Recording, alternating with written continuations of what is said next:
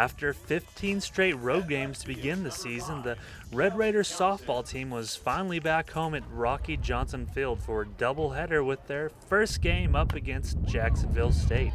Early on, Perez singles to score Kenny to give the Red Raiders an early 1-0 lead, and then it was Powell shooting one up the middle to bring Perez around to score to give Tech the 2-0 lead. Then on to the second inning, where it was a big one for Tech as Kenny doubles early to get the runner in to push the score to 3-0. Then the big blast come as Sandy James sends one over the wall for a 3-run home run to bump Tech's lead even more. And then it was Perez who follows up with a back-to-back home run as she shoots it right over the same place as James to increase the Red Raiders' lead even more. The inning was far from over for Tech, though, as they put up 5 more runs before Perez knocked in her second home run of the inning, this time a grand slam to push Tech's lead up to 18-0, capping off a 16-run lead. Final score would end up being 18-0. Game 2 of the doubleheader was a much different story as Kara Custer, the starter for the Red Raiders, had to get out of an early jam with 2 outs at runners in second and third. A little flip there to get the runner out at home, and she managed to get out of the inning with a strikeout to keep it 0-0.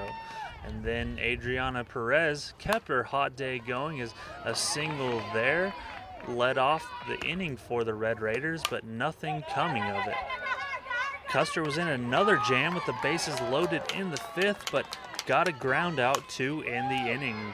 While the Cowgirls couldn't capitalize in the 5th, the Red Raiders did as they finally pushed across some runs after a 1-out double by Camelo and a Kenny hit by a pitch.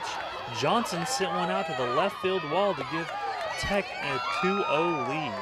With a 3-0 lead in the top of the 7th, Tech ran into some trouble, giving up 2 runs. But once again, the Tech pitching came up big to strand the bases loaded to ultimately give Tech the 3-2 victory. Well, the first thing that I think of is that it was good pitching all the way through. Kara Custer was really good, the second game against a good lineup, and then Brittany Talley was good the first game, and Gretchen O'Coin came in, and all of our pitching was good. And then, timely hit in the second game. The first game was kind of an anomaly. That coach in Jackson State usually, they're pretty good. But we just had that one crazy inning. And so we better not look past them tomorrow. And obviously Mcneese is really good too. So, it was a good day all around. Yes, definitely.